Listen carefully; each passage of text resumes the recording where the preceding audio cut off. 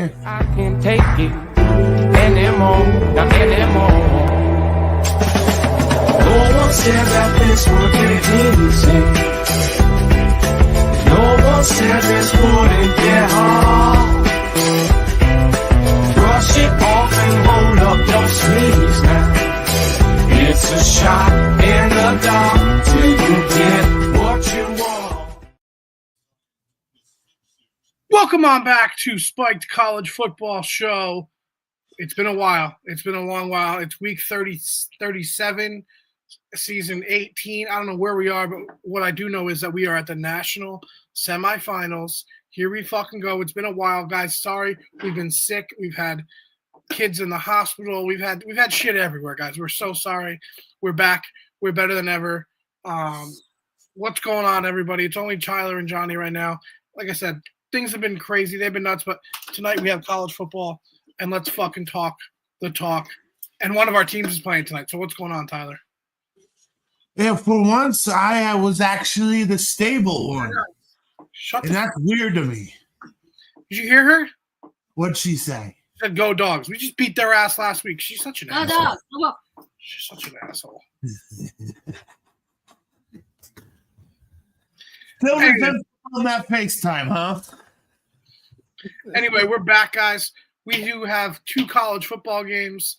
Tyler, this is a great weekend because they set it up perfect. They finally did a schedule, which is perfect. There's a game tonight. There's a game tomorrow night. Then there's AFC wildcard. Then there's 2 games on Sunday, and then 2 games on Sunday. And then there's a game on Monday. There's 5 days of playoff football for us, the consumers, the American people, and people abroad. But we don't really care about those people. The only thing I would slightly correct, the championship game has to live on a Saturday. Yo, what day of the week is the championship game on? Monday. On a Monday? They're still doing the Monday thing. I don't understand that. It would be such a paramount move doing a game Thursday night, doing a game Friday night, and have it be relatively in the same location and do the title on Saturday. But let's talk Anyway. college football. Let's start with the game tomorrow, because we're going to talk about the game tonight for a while. Tyler, Ohio State's going to run buckshot through Texas, aren't they? That's what everybody thinks is going to happen. And I think that that's what's going to happen too. So that's why I'm going to bet very heavily on Texas for the money line, because everybody is on Ohio State. Everybody. Yep. And maybe everybody's right. You know, there's those times where everybody can be right. When that happens, you know me, I like to play devil's advocate, and I have to go. My betting mind is telling me to hammer Texas. It is. But I went, for the sake of a really decent parlay, I went Ohio State. But I mean, Ohio State is the smart bet. Yeah. You know what I mean? Like, there's 2 different gamblers, man. There's gamblers brain, like heart and head. My head is telling me Ohio State's the better team, and they actually are the better team, and they're going to dominate. But then my heart is saying everybody knows that they're the better team, and Vegas doesn't lie, and they're going to collect a big collection right here. I think that's what I'm thinking. And you don't think that Sark has something in his air raid brain to throw Ohio State completely on its heel? I think they could run the triple option. And you know what I mean? Like they could do the run and shoot, the veer and shoot, the fucking shotgun, goal line. They can run anything, and it wouldn't surprise me because he's going to come out here with a game plan to neutralize Ohio State's best players on defense and score. It just depends on which Ohio State are we going to get. Are we going to get the Ohio State that won 21-17 against my Nebraska Cornhuskers, or are we going to get the buckshot one that went ham against Oregon last week? Yeah, it's just – so I'm going to pick – right to the picks. I'm going to go out on a limb, buddy. I'm going to take Texas, and I don't think anybody should go with me here. I don't want any riders. I'm just going based on when 97% of the people, I think, are on Ohio State. I'm going to ride with Texas because I couldn't live with myself if I didn't pick Texas because of the fact that I always am contrarian. I always go the opposite. So I have to stay with my picking. Yep. And full this, I mean, I agree with your sentiment, but like I said, I went the game we're going to discuss tonight and this game and parlayed them together because I'm kind of that disinterested in it. But I really picked the sure thing for this one because I think Ohio State is going to show up and show out. The thing with my thinking also is that Texas and Ohio State have the same caliber talent. So it's not like a talent thing. So that's why I think they could pull it. You know, it wouldn't be a major upset. It wouldn't be like it's not. But I don't know. It's just if Quinn Ewers would actually show up in the red zone for once, I think it might turn that way for you. But we'll see. Excuse my yawning. All right, let's get into it. Let's get into my game. I told you my Irish were going to be here. What I say like 5 weeks ago before I'm like they're gonna make a run. I've been bashing Penn State all year long. And I've led the charade. The chickens are coming home to roost tonight for Penn State. I don't know what these people on the internet are thinking. They're all like, oh, we got to hammer the money line, hammer Penn State. No. What do we do? There is a flu going through Notre Dame, and the neurovirus is going through Penn State apparently. Yes. So what I'm going to do is I'm going to go ahead and hammer Notre Dame. Their only offense, which is throw the ball to Warren and run the ball with Singletary and the other guy. And that's it. Drew Aller doesn't have receivers to throw. Notre Dame's going to lock these guys up. Uh-huh. That secondary is going to show itself in flex, my friend. And flex. I think this is Notre Dame. Not big because I think Penn State does have a good defense, and I'm not going to take it away from them. I'm going to say this is like Notre Dame 20-10. But like a comfortably 20-10. Like where you're not like last week against Georgia was a 10-point win, and I was kind of scared. Like I was a little nervous. You know, this might be like a comfortable 10-point win.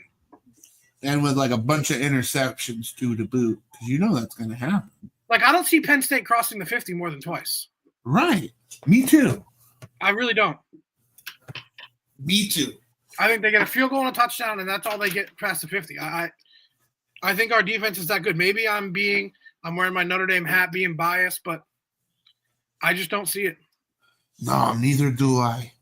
And I think the jig is up here. Yes, they're all like, Penn State has been a top 10 team all year. And it's like, yeah, but they were propped up by Big Ten AP writers the whole time. Notre Dame is 4-0 versus the Big Ten. They're 3-0 versus 2-0 versus the SEC. They're 5-0 versus the top 25. I don't know, man. We lost to NIU. That was a different team. Yeah. This team is ready to go. Yeah, we run a boring offense. Everybody has. Go ahead and stop it. Go ahead and stop it first, and then you can say it's boring. Everybody has a bad day at the office. Yep. That was theirs. I think it's Notre Dame here, but I do. I think it's Notre Dame. And I don't want to be cocky about it, but, like, I can't wait to shut these Penn State fucking cocksuckers up because they dick ride this Aller kid, and he's not good.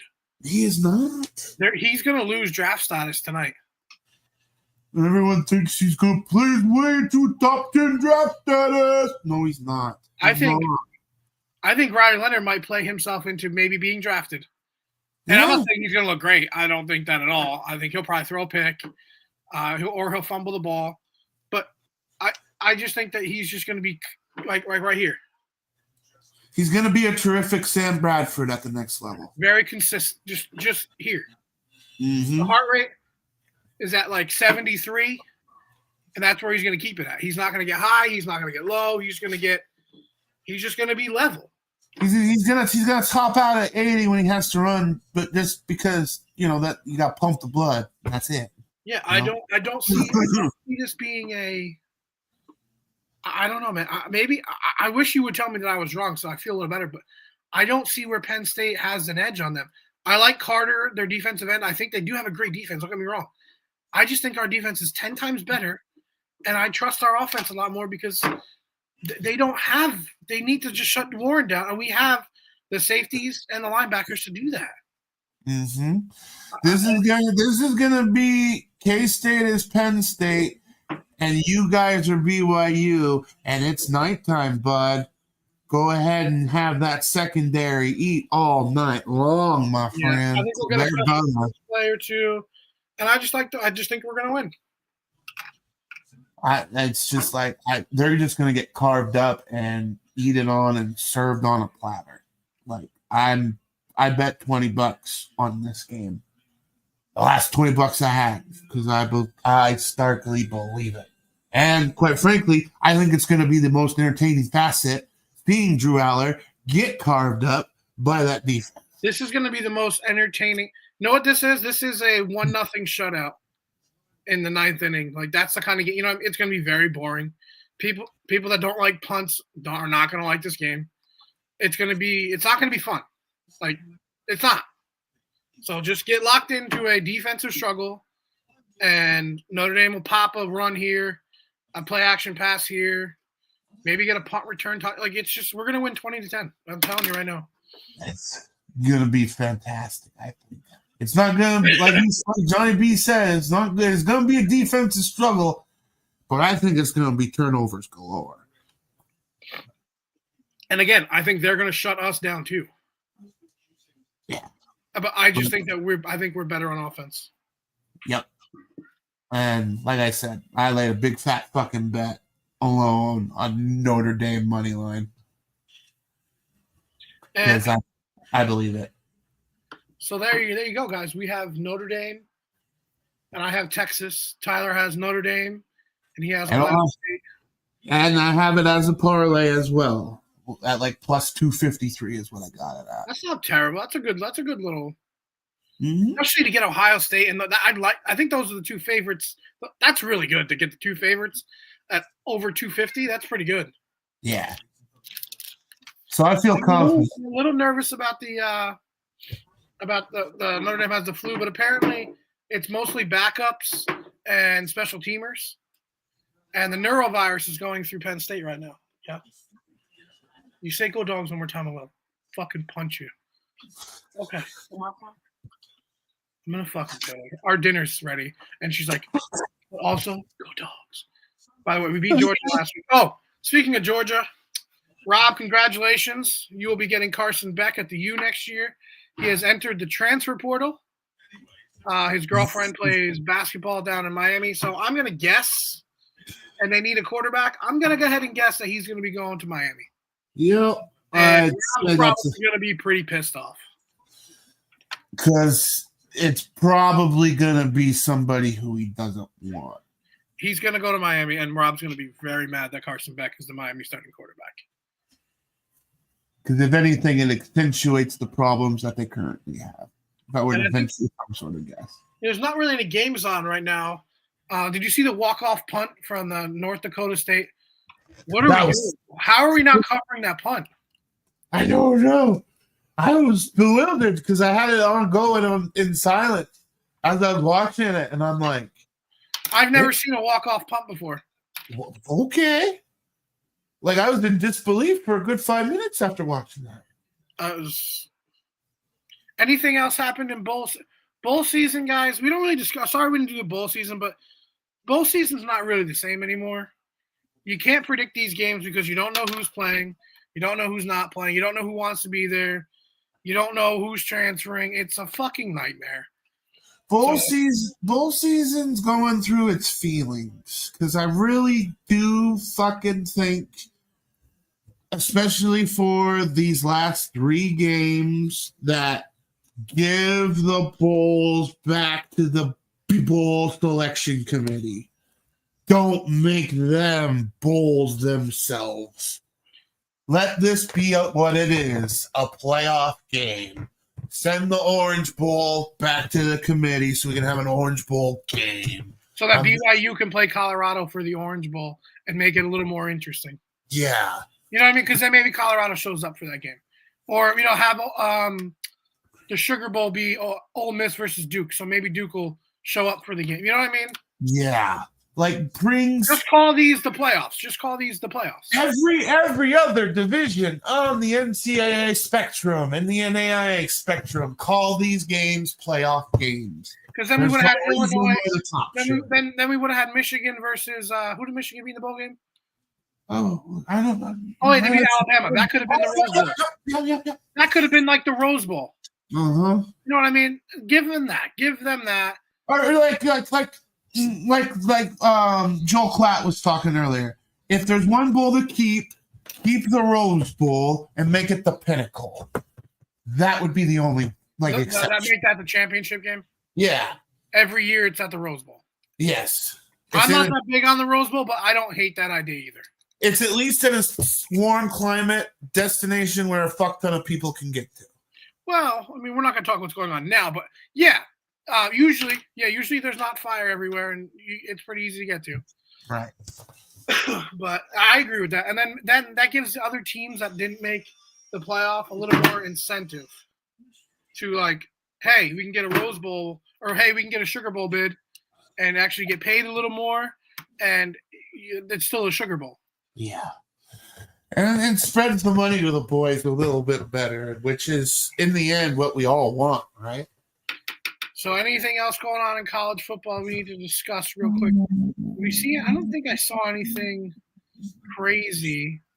Well, I know we don't dive into recruiting, but Nebraska having a top recruiting / transfer portal class 24/7 is pretty dope. Where are they, the top 20? Top 5. Wow. Yeah. That's impressive. We got a bunch of offensive linemen from Alabama. Watch out for North Texas quarterback next year.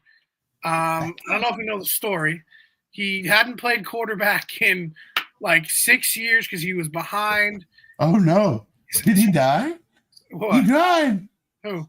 Oh no! Who died? Oh, you locked up real good. What? What happened? You keep your internet's no bueno. Are you sure? Hold on. Johnny B. Hold on. Hello. Hold. Okay. Weird.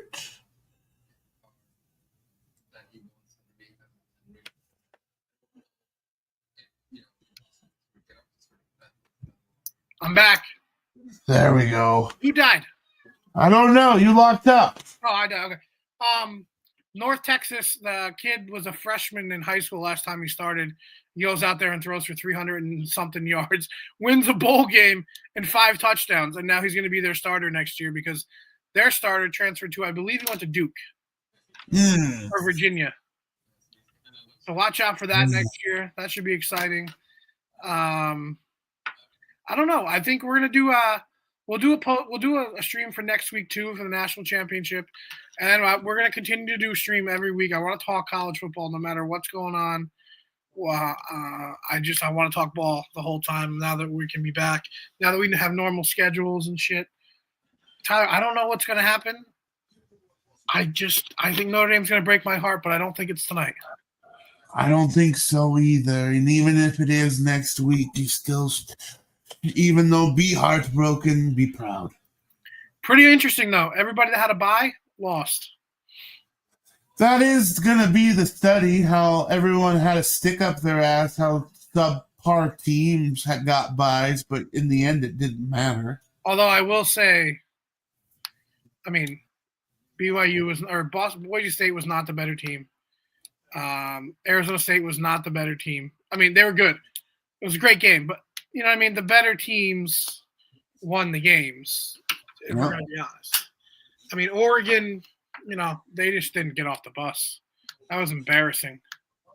I mean, the break proved detrimental to and that might be that the rest versus rust right there. That's a study, and Oregon hadn't played a game in forever, and Ohio State's coming in hotter than a fucking Hotter than a comet on fire, and that's what happens. But I'll tell you, I called this back in mid-October when we finally laid eyes on a bracket for the first time. I think that the teams that play the first week are 100% the best teams to go to every year. Mm-hmm. I mean, you might get that one that's just too good, but like, I think you want to play. And they're always worried all these kids are playing too much football. They're 18 to 24. They let them play ball. That's all they want to do. And also, don't get butthurt. The NFL plays north of 20 games, and it's kind of fitting that we don't have an 18-game schedule in college to begin with. I think 12 is good. I wouldn't mind seeing 13. I think 13. But you know where I arrive with that 17-18 number, because when you factor in playoffs, you play 17-18 games. I think if we could get one more game out of the college football season. You know what? I've kind of came around to how Mike Leach came to it 7 years ago. 10-game season. You do your bye week in week 5 and week 6. Have half the nation play week 5 each other. Have the other half of the nation play each other week 6. That way you get the bye week out the way. And then have a 64-team playoff. See, that would be pretty badass too. All right, I'll take 13. I'll take away the 13 if we can do that. Right. That would be badass. Like, I'm coming around to that thinking a lot quicker than I should. But it's really not that. I mean, it's only 64, 32, 16, 8, 4, 2. So it's only 6. You're not even playing any more games than you would you're playing one more game if you go, right? Because it'll be 16, and Notre Dame is now playing their 14th game. So they'll have to play 15, 16. Yeah, I like that. Because when you factor in a conference championship, that's how you arrive at the 17 and 18. I don't mind that at all. You see, it's not as good. It's not as outlandish as it was 7 years ago. You know what you should do? In each bracket, it should be the SEC bracket, the Big Ten, and then the littler leagues. Like the SEC has a Sun Belt, that an automatic bid for the Sun Belt goes in the SEC because that's where they're located. The MAC goes in the Big Ten. The Conference USA goes in the Big 12, and whatever the Mountain West. Mountain West.